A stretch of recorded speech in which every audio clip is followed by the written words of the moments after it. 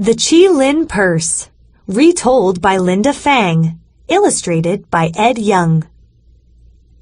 Genre: folk tales are stories or legends that are told over and over from one generation to the next. As you read, imagine that someone is sitting next to you telling you the story.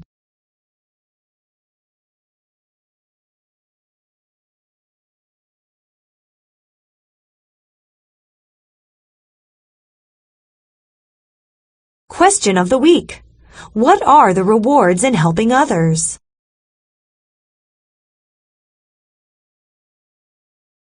It is said that many years ago in China, in a small town called Tengchao, there lived a wealthy widow, Mrs. Su.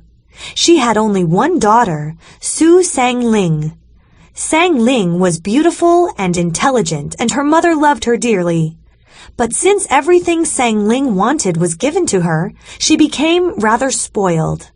When Sang-ling was 16 years old, her mother decided that it was time for her to marry. Through a matchmaker, Sang-ling was engaged to a young man from a wealthy family in a neighboring town. Mrs. Su wanted to prepare a dowry for Sang-ling that no girl in town could match. But Sang-ling was hard to please. Almost everything her mother bought for her was returned or exchanged at least 2 or 3 times. When the dowry was finally complete, Mrs. Su decided to add one more item to it. It was the Chi-Lin Purse, a red satin bag embroidered on both sides with a Chi-Lin, a legendary animal from ancient times. The Chi-Lin had scales all over its body and a single horn on its head. In the old Chinese tradition, the Chi-Lin is the symbol of a promising male offspring. Mrs. Su wanted to give Sang-ling the purse because she hoped that her daughter would give birth to a talented son. When the purse Mrs. Su had ordered was ready, a family servant brought it home. But Sang-ling was not satisfied at all. "I don't like the pattern. Take it back," she said. The servant returned to the store and ordered another. But when it was brought home, Sang-ling merely glanced at it and said, "The colors of the Chi-Lin are too dark. Take it back." The servant went to place another order, but the new purse still did not please her.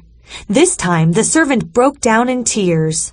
"I won't go back again, young mistress. The people in the store laugh at me. They say I am hard to please. This is not true.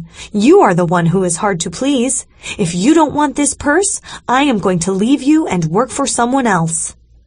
Although Sang-ling was spoiled, she was not a mean-spirited person. She somehow began to feel sorry for the old man who had been with her family for more than 40 years. So she looked at the purse and said, "All right, I will have this one. You may go and pay for it." The servant went back to the store, paid for the purse, and gave it to Mrs. Su. Sang-ling's wedding fell on the 18th day of the 6th month according to the lunar calendar. It was the day Sang-ling had longed for since her engagement.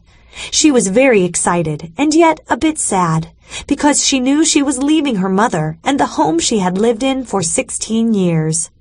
Sang-ling wore a red silk dress and a red silk veil over her head. As she sat in her hao chow, a sedan chair draped with red satin, and waited to be carried to her new home, her mother came to present her with the Chi-Lin Purse. "My dear child," she said as she lifted up the satin curtain in front, "this is your Ta-Si Jitsu, your big, happy day. I am delighted to see you get married, even though I will miss you terribly. Here is the Chi-Lin Purse. I have put some wonderful things in it, but don't open it now. Wait until you are in your new home, and you will feel that I am with you." Sang-ling was hardly listening. She was thinking about the wedding and wondering about her husband-to-be, whom she had never met. She took the purse and laid it on her lap. A few minutes later, 4 footmen came. Picking up the hao chow, they placed it on their shoulders, and the wedding procession began. As the procession reached the road, it started to rain. Soon it was pouring so heavily that the footmen could not see well enough to continue. The wedding procession came to a halt, and the hao chow was carried into a pavilion that stood alongside the road.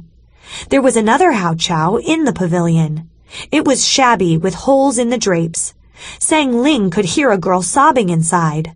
This annoyed her because she believed that a person crying on her wedding day could bring bad luck. So she told her maid to go and find out what was wrong. "The bride is very sad," the maid said when she returned. "She is poor and has nothing to take to her new home." Sang Ling couldn't help feeling sorry for the girl. Then her eyes fell on the Chi-Lin Purse in her lap. She realized that she was lucky to have so many things, while this girl had nothing. Since she wasn't carrying any money with her, she handed the Chi-Lin Purse to her maid. "Give this to the girl, but don't mention my name."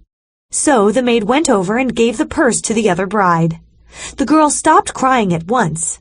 Sang Ling had given away her mother's wedding gift without ever finding out what was inside. A few minutes later, the rain stopped. The footman picked up Sang Ling's Hao Chow, and the procession continued on its way. In an hour, Sang Ling arrived at her new home. She was happily married that evening, and to her delight, she found her husband to be a wonderful and handsome young man. In a year's time, when she became the mother of a little boy, she felt she was the happiest woman in the world. But 6 years later, there came a terrible flood. Sang Ling and her family lost their home and everything they owned.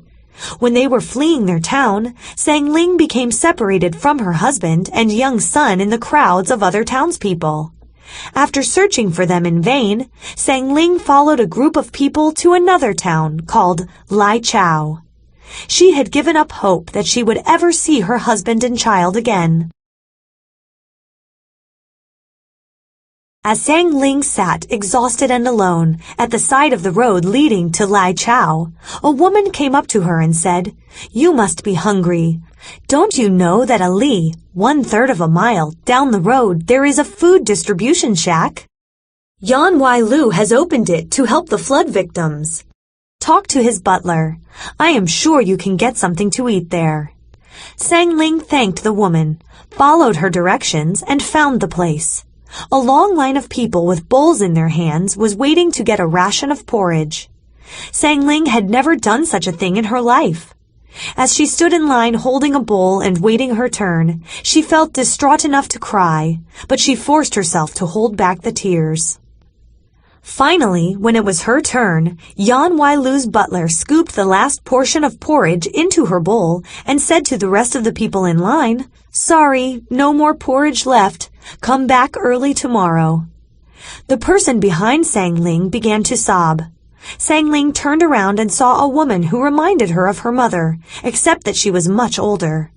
Without a word, she emptied her porridge into the woman's bowl and walked away. The butler was surprised at what Sang Ling had done.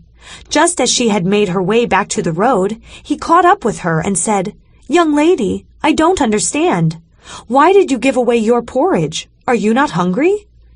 "I am hungry," said Sang Ling, "but I am young and I can stand hunger a bit longer." "You are very unselfish," said the man. "I would like to help you. My master, Yan Wai-lu, is looking for someone to take care of his little boy. If you are interested, I would be happy to recommend you." Sang Ling gratefully accepted his offer and was brought to the house where Yan Wai-lu and his wife lived.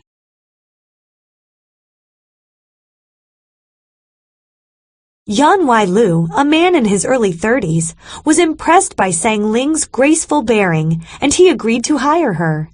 "My wife's health is very delicate, and she seldom leaves her room. Your job is to take care of our son.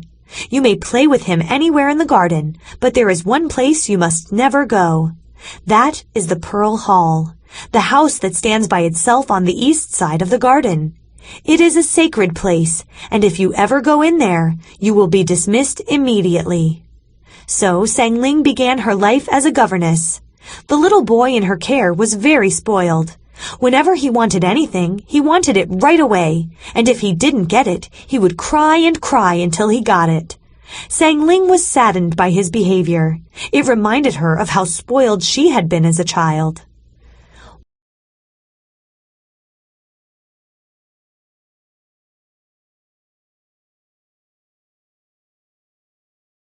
she found herself standing in front of an altar where 2 candles and some incense sticks were burning. But in the place where people usually put the wooden name tablets of their ancestors was a Chi-Lin Purse. Instantly, she recalled the events of her wedding day and how happy she had been. She thought of her wonderful husband and her own son and how much she missed them. She had everything then, and now she had nothing. Sang Ling burst into tears. Suddenly, she felt a hand on her shoulder. When she turned around, she found herself face to face with Mrs. Lu, her mistress, and a young maid. "What are you doing here?" Mrs. Lu asked angrily. "Young master told me to come here and pick up his ball," Sang Ling replied.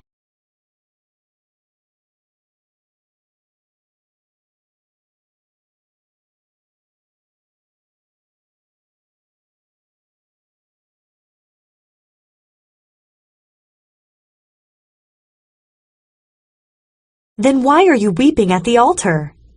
"Because I saw the purse which once belonged to me." Mrs. Lu looked startled. "Where are you from?" she asked, as she took the purse from the altar and sat down on a chair that leaned against a long table. There was a tremble in her voice. "I am from Tangchao." "Bring her a stool," said Mrs. Lu, motioning to her maid. Not wanting to wait on another servant, the maid grudgingly brought a stool and put it to Mrs. Lu's right.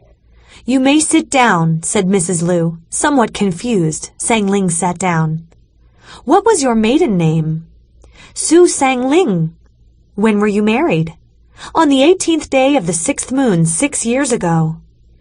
"Bring her a chair and put it to my left," Mrs. Lu ordered the maid. Sang Ling was told to move to the chair. She was surprised to see herself treated as a guest of honor. "Tell me how you lost the purse," said Mrs. Lu. "It was a gift from my mother. My wedding procession was stopped on the road because of a storm, and my hao chow was carried into a pavilion. There was another hao chow in it, and the bride was crying." "Move her chair to the middle and move mine to the right side," ordered Mrs. Lu. The chairs were switched, and once again Sang Ling was told to sit down. She was astonished to find herself sitting in the middle seat, the place of the highest honor. "Please continue," said Mrs. Lu. "I gave the bride my purse. I never saw it again, and I have no idea how it got here." Mrs. Lu dropped to her knees in front of Sang Ling and cried, "You are my benefactor. All these years I have been praying here for your well-being. When I got to my new home, I opened the purse and found it full of valuables, including this."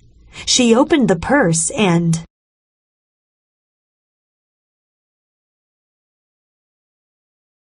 took out a piece of jade. "My husband and I were able to pawn it for a large sum of money. Using the money, we started a business and have now become very wealthy. So I reclaimed the jade and have kept it here in the purse since. We also built the Pearl Hall to house the purse and to honor you." "I knew that you lived in the Tangchao area, so when I heard about the flood, I prayed day and night in that direction, begging Buddha to protect you from harm. I was hoping that one day I would find you and show you my gratitude. And here you are, taking care of my son. I know what we must do. We shall divide our property and give you half of it. That will make us all very happy." Sang Ling was speechless as Mrs. Lu placed the purse in her hands. That same day, Yan Wai Lu sent out servants in all directions to look for Sang Ling's husband and son. Soon they were found in a village not far from Tangchao. A great friendship developed between the two families. Later, whenever Sang Ling told people about her purse, she would always end the tale by saying, "If you have a chance to do something good, be sure to do it. Happiness will come back to you."